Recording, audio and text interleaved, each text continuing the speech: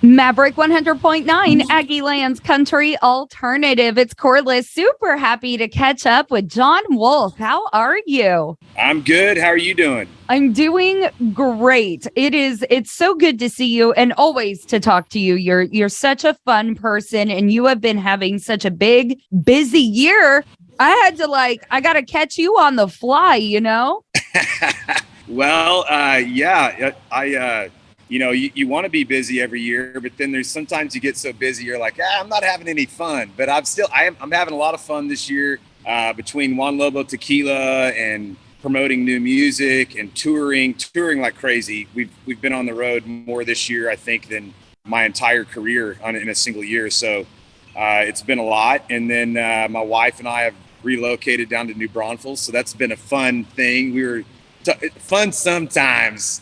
All in all, happy to be down in New Braunfels, but definitely dealing with the crazy real estate market in the middle of everything else I'm trying to handle. So on top of, I know it's kind of funny. It's like, man, my career's going great and everything's good, and life keeps giving me hiccups. Like, that's never fair. Yeah, it happens, man. I think every year I tell everybody, man, every year is going to bring its own challenges that you didn't foresee. And I think you also hope that every year brings some cool surprises that are really fun that you didn't think about either, So you kind of put your goals out there and, put your hard hat on and go for it and see what the year brings. So we're in the fourth quarter, so we're nearing the end. It's been a pretty good year. Yeah, I'm super happy for that. And not without going without a bang, because you've just released a brand new single again. You have been cranking out new music, and now we have Beers We Ain't Drank Yet. I love the yet in the title of the song. So tell me a little bit about this. Well, Dos Cortisone is the new album was probably the most songwriting that I've done on a single album. We wrote a lot of songs for this record. Most of the album is a co-write effort on my end. So there's only a few outside songs from outside songwriters, and Beers We Ain't Drank Yet is actually one of those. So it's a Josh Thompson co-write, which we know Josh is like, writing every hit on the radio right now. I love Josh. But Josh is awesome, man. And so this was a song that I felt like was really fitting on the album in terms of what we've all been through in the past few years with the pandemic, because this is a very optimistic song. I mean, of course, I'm a country singer, so I love downer, sad, country boy, sad music. But this is one that it really just has a feeling of nostalgia, but yet it's also kind of like setting you up for like, here's all the things that we haven't, done yet. Or you think about all those, dance floors and these things, and here's to the beers we ain't drank yet. So it's just, I feel like it was really something on the record that is sort of towards the end of the album that kind of recaps the record and says, hey, cheers to some good times in the future. And we all need that influence. I feel like, life is strangely gotten a little tougher since the pandemic, I think, for a lot of people. And so just trying to have a good positive outlook on the future and thinking about how much fun we're going to have tomorrow.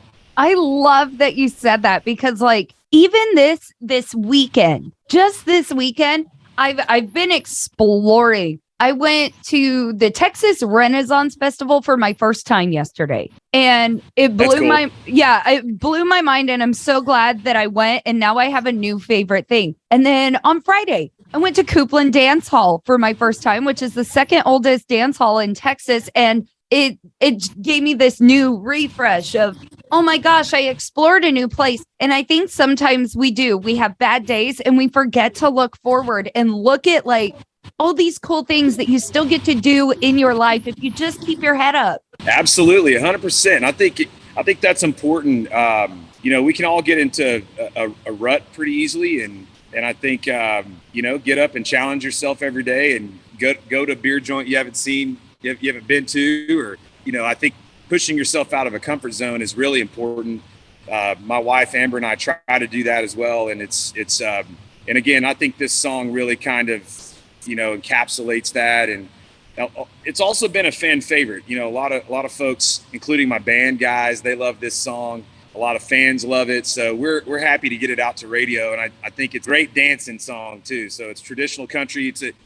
It's one of the songs on the record that's maybe a little more mainstream than the one before it or something like that. But it's a great song, and we're happy to put it out. What a way to wrap up the year. From Jon Wolfe joining me here, we are finally going to debut Beers We Ain't Drank Yet on Maverick 100.9. Due to copyright, Brian Broadcasting is not licensed to air this single for you in podcast form, but you can find it on any downloading and streaming service that you prefer. And today's interview continues now. Maverick 100.9, Aggie Lands Country Alternative. It's Corliss, joined here by Jon Wolfe, and we just heard his latest single, Beers We Ain't Drank Yet. And Jon, you and I were kind of chatting about what a big year, big for touring, big for album. Everything's really, really big, big, big. And we're looking towards the future and all these cool new things that you get to do. One of the things on that list was the Opry. Please fill me in. My God. Well, definitely, I'm going to say this on a career level, you know, not only the highlight of my year this year, but a number one, number two highlight of my entire career. You know, it really was something as a traditional country singer. You know, I think the Opry might mean something a little different to each artist, depending on what their influences might be or have been.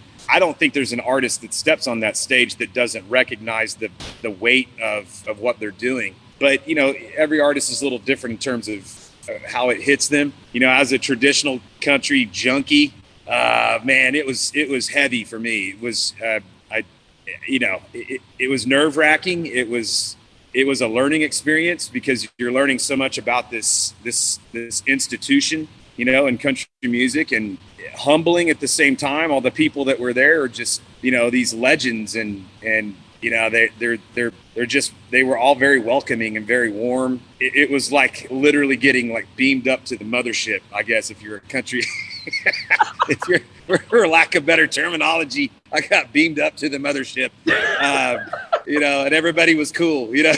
So I love that. Yeah.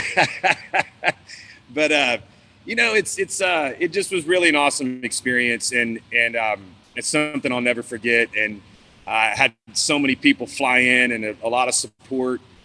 Picking the songs to sing was really nerve wracking. I mean, you know, because you only get like 3, isn't it? Well, as a debut artist, most artists get 2. Sometimes maybe they get 3, depending on the night. But I was given 2 songs and allowed 2 songs, and I played Cowgirl Like You, which of course was a recent single for me here in Texas, and wrote that song for my wife.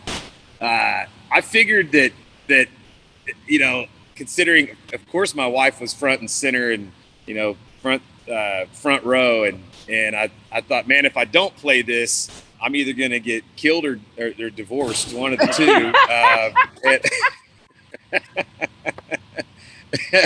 But if I do, and I do play it, it's probably going to buy me at least 2 to 3 weeks of brownie points. So I of course opted for Cowgirl Like You as the first song.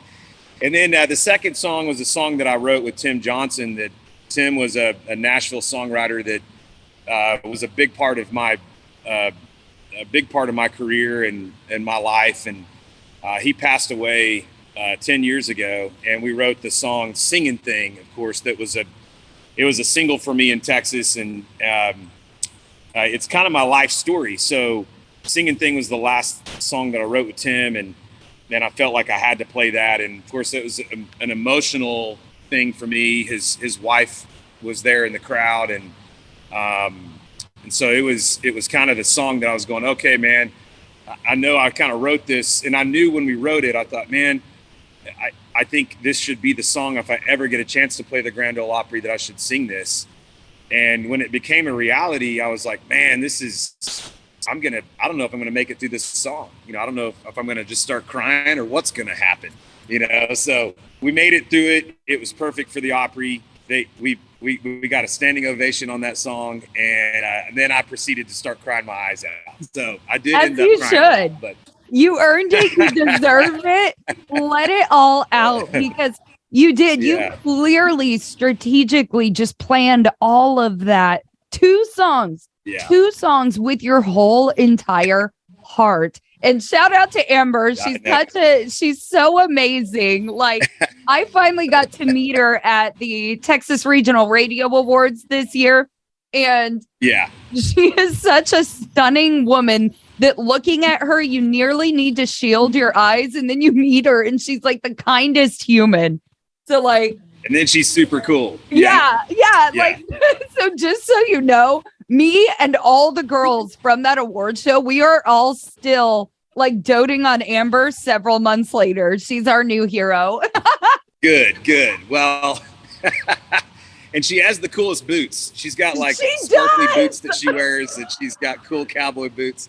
And, it's funny because Amber and I have been together almost 10 years, only married for 3. Yeah. We've gone through all the stuff that people go through. I mean, that's what we tell folks, like, it's something that, relationships are tough and some people think, oh, I'm the only one going through this type of thing. And it's like, nah, I mean, Amber and I've been through it all and we came back together and we've grown through the years. And, the thing I'll say about Amber, I mean, not only is she an amazing wife, she's going to be an awesome mom someday, hopefully soon. And she's also a great hang. She's like, yeah, exactly. And she's a great hang. I mean, she's like, and she puts up with me, which blows my mind. I mean, it like, I'm serious. Like I many times I think I have no idea like how she does it, but she does, and so she's a big part of our team and the music and tequila side, the One Level Tequila side. And she's just amazing. She's wears a million hats and she does it all. So I'm very fortunate to have her in my life. It's a big thing. So love. And I didn't die from not playing. I played the song. So now so you're to stay married and I'm still alive. You get to keep your awesome wife. So we're like super. This is going to be like a battle from here on out. Like Ken John, keep the wife. Like we're going to keep continuing watching that for the rest of our lives. And no, I am. I'm so glad your incredible year is kind of wrapping up and we get to see you before the year ends. You are coming to Stampede College Station on November 5th. How's it feel to be back in town? It's been a minute. It has been a minute. We're really excited about it. And I know, Stampede it's a new venue. Yeah. Correct? I mean, this is going to be an early launch of this venue. And so we're really excited about it. And, we're hoping we get a big crowd out there and we're going to play all the stuff from we've got a lot of records out now and it's, you look back and from It All Happened in a Honky Tonk to Natural Man, Any Night in Texas, Feels Like Country Music, and now Dos Cortizonas. And so the show's a lot of fun. I mean, it's, I think we've had something to the effect of like 20 singles out in my career, maybe 20 or maybe, somewhere in there. And so it's really kind of tough to, and we've got a lot of fan favorites that weren't singles, that are album cuts that people will ask for, like, Can't Take My Eyes Off You or I'll Take My Chances. There's stuff from the first record that, and so we're having a lot of fun now. We're kind of playing this mixture of stuff over the years. Of course, a lot of the new record gets played, but we're kind of picking some cool stuff from some of the older albums, and people are having a lot of fun with it. So hopefully get lots of folks out to see us. We'll have a good time. I hope so too, because I've always loved going to Jon Wolfe shows, and I don't know if it's just me being the big fan that I am, but it's like it's one of those shows where you know every word to every song, and you're singing at the top of your lungs, and you're so happy. And you've even revamped your band, and like you've got some of my favorite musicians playing with you now, and I kind of idolize that. So anybody who listens to Maverick, y'all are going to know every single song. So I better see you at this Jon Wolfe show. That's what I'm talking about. Yeah. We've got a great band right now, and we got a local Bryan, Texas guy, Alan Green, playing drums for us. So Alan's awesome. It's been really a blessing to have him in the band, and he's done a great job. And I feel like we put on a great show. So we hopefully get some folks out to party with us. I'm seconding that. He does put on a great show. It's not an I think. He puts on a great show. Yeah. So come see him. You can get your tickets now actually at stationstampede.com. Look ahead, put it on your calendar, November 5th. I'm going to be out there. Everybody's going to be there. You got to be there too. And please go get his new single, Beers We Ain't Drank Yet, or just get the whole entire new album because it's incredible. We have so much to wrap up here because Jon, you're doing it all. And we love you for that. Thank you so much for coming to Maverick. I appreciate you having me. Thank you.